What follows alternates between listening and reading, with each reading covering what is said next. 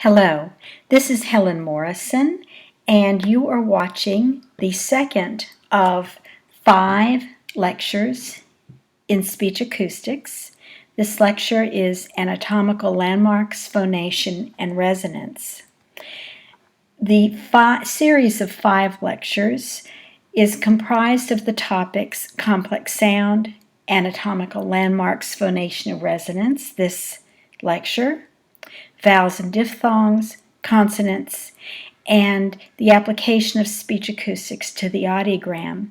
The lecture series is created for professionals and students who work with children with hearing loss and their families, for parents of children with hearing loss, and especially for professionals who are working toward certification as listening and spoken language specialist, Cert AVTs and Cert AVEds.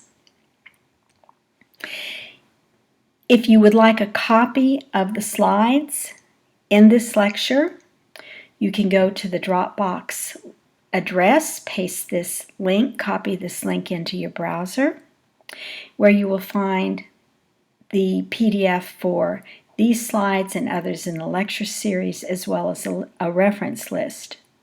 If you have any questions or comments, I encourage you to correspond with me at the address on this screen, helenmcmorrison@gmail.com. The topics in this lecture begin with a brief description of anatomical landmarks and the systems of speech production. We move on to talking about phonation, or the creation of the voice. We'll talk about the fundamental frequency. We'll talk about resonators and articulators, and end with information about resonance and formants. The speech production system and the anatomical landmarks within the speech production system are probably landmarks that you are accustomed to. We won't spend a lot of time in detail, but when we talk about the systems of speech production, it's helpful to keep in mind some of the primary anatomical landmarks.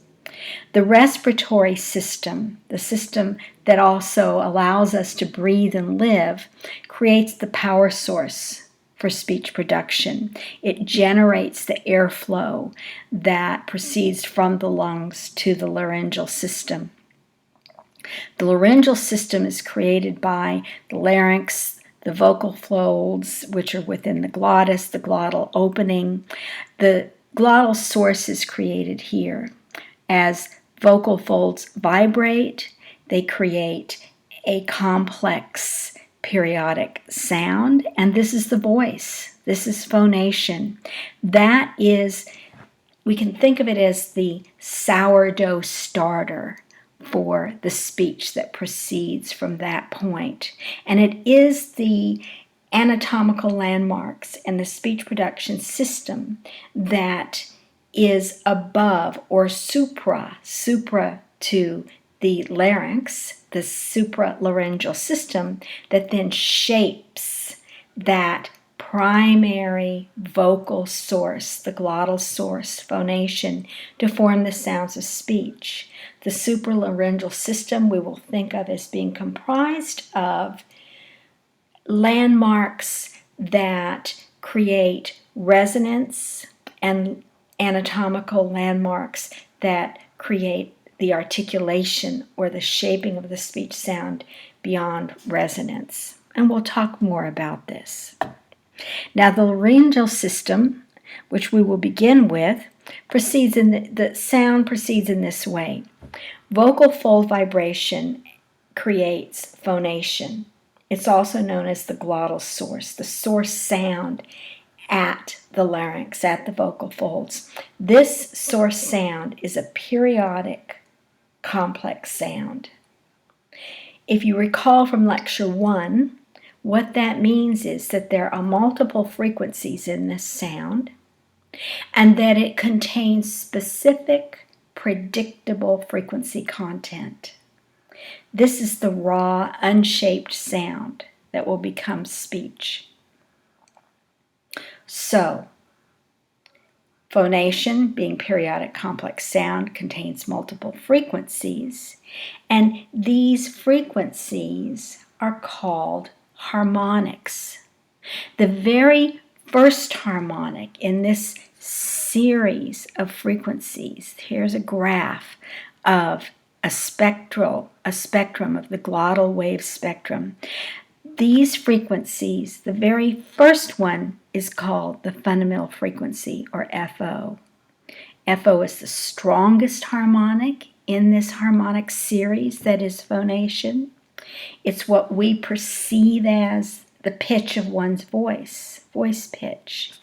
And each of these other harmonics above the fundamental frequency are whole number integer multiples of the fundamental frequency. In other words, they're 1 times the fundamental frequency is the fundamental, 2 times, 3 times, 4 times, so that we can mathematically predict what each of these harmonics will be. What's important to us to think about is the fact that each of these harmonics decrease in intensity, so that as the glottal source emerges into the suprasegmental system, we begin already by having the highest frequencies at the lowest intensity.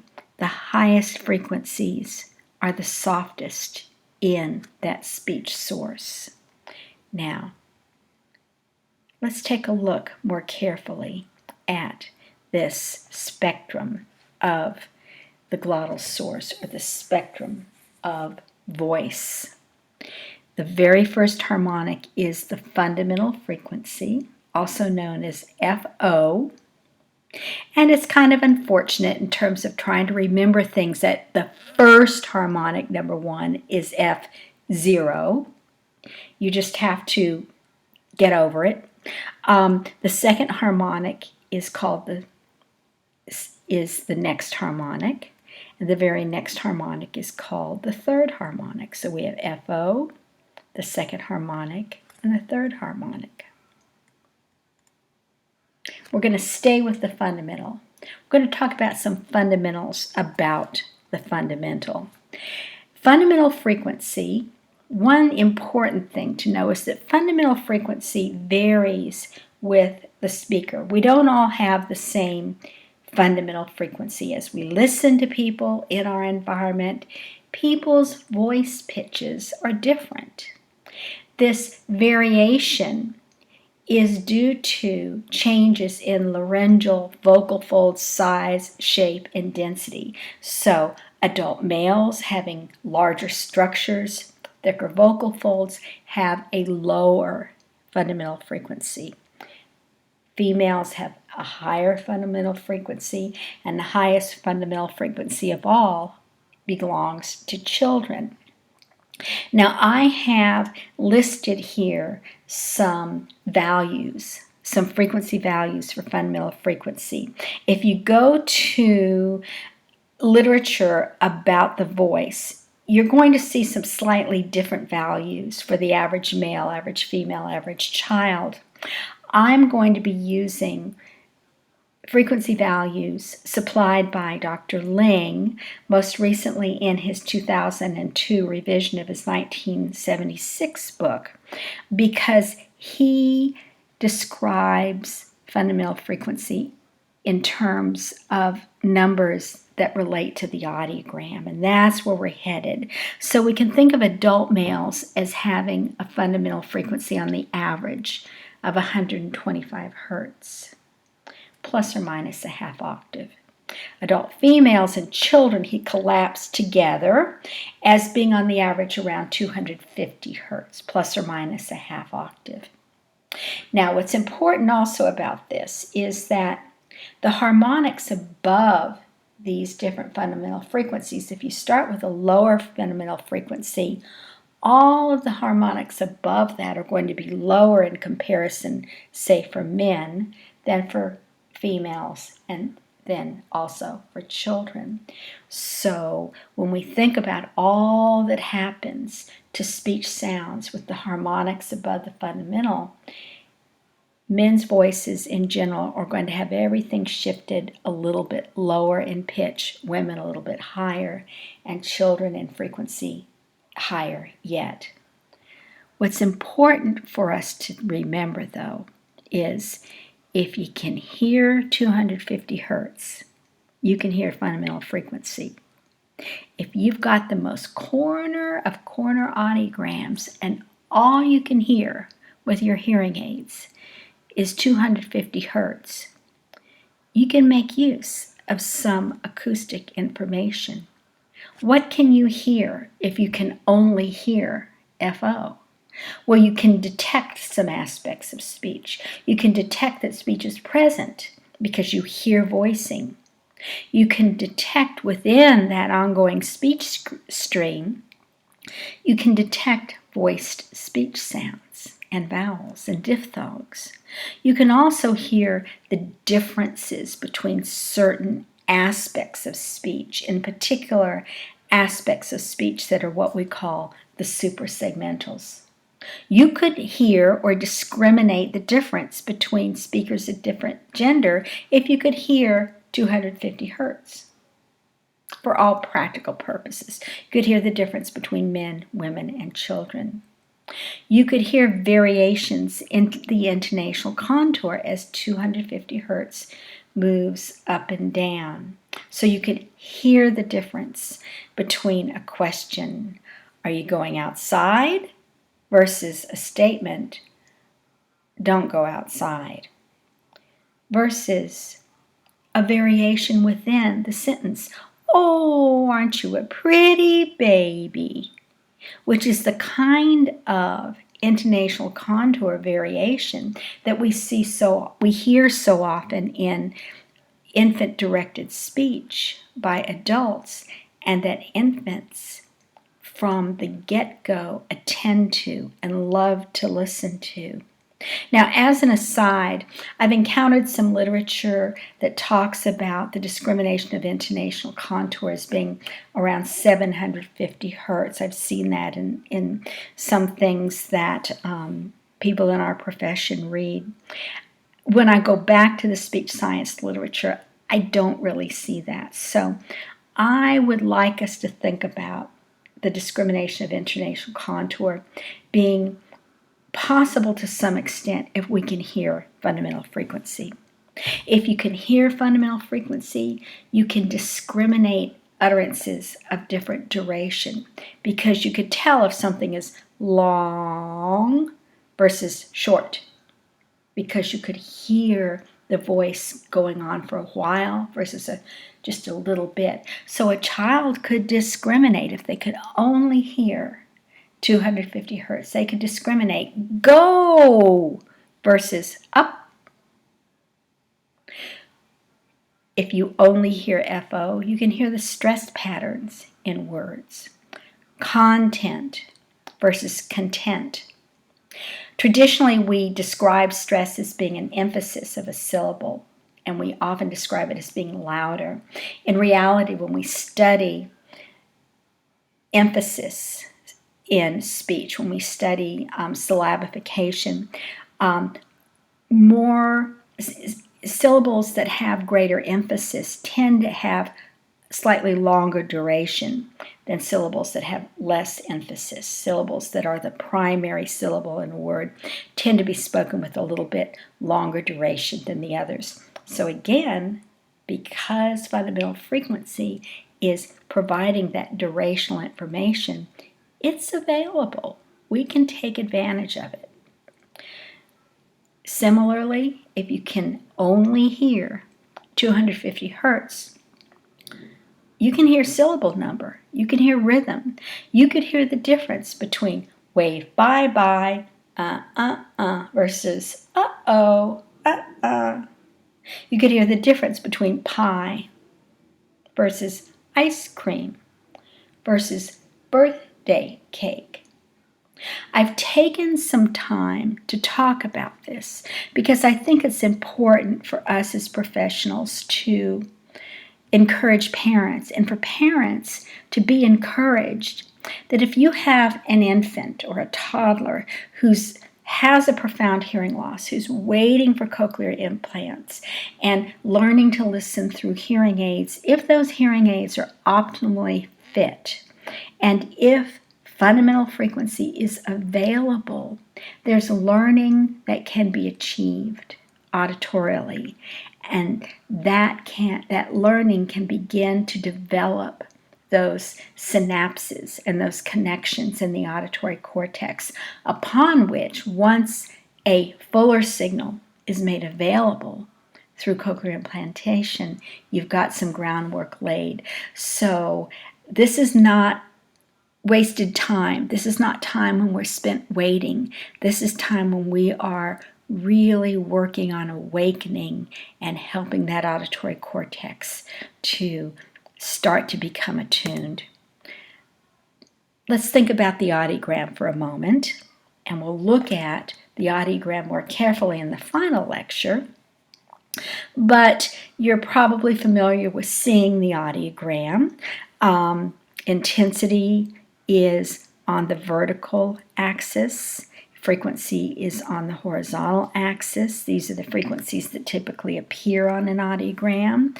This little blue shape is what we commonly call the speech banana, also known as the long-term acoustic spectrum of speech, which is an average of the intensity of speech at each of these frequencies. It's kind of U-shaped, a little softer in the high frequencies. And we're going to plot fundamental frequencies right here at 250 hertz. Let's take these audiometric frequencies and put them on a table. And you'll see that we're building this table as we go through successive lectures.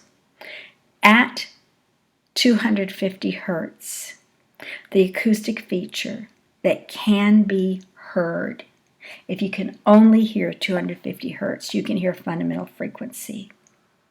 And in so doing, you can hear duration, intonation, syllable number, stress, and voicing of consonants, the voiced consonants versus unvoiced, versus s.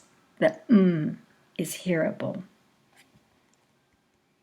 Well, let's move back and continue to talk about anatomical features and that sound that is now sitting at the larynx, this harmonic series that is phonation, with the dominant fundamental frequency as being that first harmonic.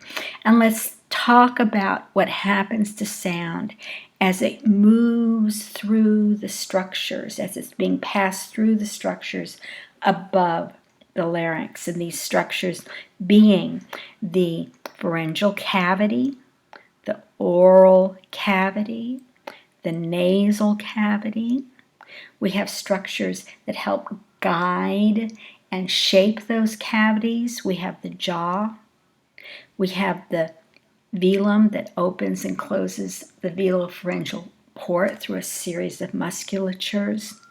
We have the tongue that moves throughout the oral tract, either creating the vowels or occluding or constricting airflow, the sound that's moving through the mouth. We have the lips that open and close to create sounds. If we look at the supralaryngeal system, we describe these structures and the functions that they perform as being either resonators or articulators. Resonators are those cavities. They're going to shape that spectrum, that harmonic series that is phonation. They're going to do something to that sound so that it is shaped in a different way from the source. And our resonators are the pharyngeal cavity, the oral cavity, including the lips and the cheeks. They contribute to resonance. And when the velopharyngeal port is open, the nasal cavity. Articulators, on the other hand, direct that voice to the resonating cavities.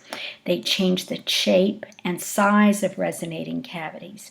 They constrict airflow, creating noise, creating explosions of sound, known as transients.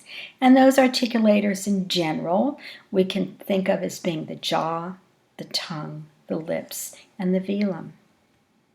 Let's just stay with the resonators for a moment. When the glottal source passes through these resonant cavities, the effect of the resonant cavities is such that some of those harmonics in that glottal source, in the spectrum of that glottal source, some harmonics are enhanced. They get some emphasis, whereas other harmonics are reduced. The enhanced harmonics are called formants, and they're given labels. Formant 1, F1, formant 2, F2, formant 3, F3. The first three formants are especially important to speech perception, and those are the ones we're going to be paying attention to in subsequent lectures. Now, the harmonics that get affected, that get enhanced, that get diminished, they're going to vary depending upon the size and shape of these resonating cavities. And it's those articulators that are going to change the size and shape of the cavities. When we speak, what we're really doing is constantly changing the size and shape of the oral cavity with our tongue, with our lips, with our jaw, and occasionally we're also adding the nasal cavity when we're using nasal consonants in English. In some language, there's actual nasal vowels. Or when we're removing the nasal cavity, when we're using what we call orally resonated consonants and vowels. So, let's think about this in terms of some pictures. We start with phonation at the glottal source. This is our familiar spectrum that we've been looking at. As that glottal source moves through the resonant chambers that are shaped by the articulators, we then have a different output at the lips. Some harmonics have been enhanced, some have been diminished, an enhancement here, a diminishment here, and yet still we have this phenomenon whereby overall the intensity of the harmonics and therefore the intensity of the formants is lower in the high frequencies than in the low frequencies. Notice also that the fundamental frequency becomes softer. It is lowered in intensity. But keep in mind all that we can do if we can hear and begin to listen for fundamental frequency. Let's look at this closer. And let's look at this output at the lips and look at what we mean by formants. So this first peak, we have the fundamental frequency here. We have the first peak of enhanced harmonics here, which is the F1 or first formant. The second peak is F2, and the third peak is F3. Now, this spectrum is highly simplified in that it looks as though there's a single harmonic that's enhanced and becomes the formant. In reality, it's generally a cluster of harmonics around the frequency range of each formant that is enhanced. And we see that in this spectrogram of the vowel ah. And if you remember from lecture 1, we were moving back and forth between spectra and spectrograms. And here we have this first intensified band of energy, which is F1. The second is F2. And the third is F3 for the vowel ah. The fundamental frequency is not so apparent in this particular spectrogram. We can't see FO quite so well in this spectrogram. You could actually calculate FO by looking at these individual bands here, but we won't worry about that. Now, how do these formants relate to speech sounds? F1 varies with jaw movement. And when we think about vowels, jaw movement is what determines vowel height, high vowels versus low vowels. So as the jaw moves up and down and changes the size of the oral cavity, that first formant is affected. F2 varies with tongue movement. So as the tongue moves back and forth within the oral cavity, F2 will also change in the output. F2 signals vowel place on the front-back dimension. It also can be used to signal consonant place, velar, the occlusion of the oral tract in the back of the mouth for velar consonants versus occlusion on the alveolar ridge for alveolar consonants versus, for example, occlusion of the tongue at the teeth for dental consonants. We also will talk about F3, and F3 varies with very fine-tuned movements of the tongue tip, in particular when we look at the consonants that involve the tongue tip in production, which are the R and the L, the R and the L in English. Now, you may be feeling right now with this slide that we're moving pretty quickly. And we are, because coming up the next lecture, we're going to slow it down a little bit. And we're going to talk just about the vowels and just about formants. We'll talk about formants again to review this information briefly. We'll talk about vowels and diphthongs, and we'll start to plot more information on the chart of audiometric frequencies so we can begin to build a picture of what is coded at different audiometric frequencies. Again, if you would like a copy of these slides, please copy and paste this Dropbox link, and you can get a copy of slides and references. If you wish to correspond with me, please correspond with me at helenmcmorrison@gmail.com. If you wish to learn more about helping children with hearing loss and their families, you might consider the Listening and Spoken Language Strategies for Young Children with Hearing Loss series that we are launching and will be developing over the next several years at recipeslp.com. And thank you for listening to this lecture.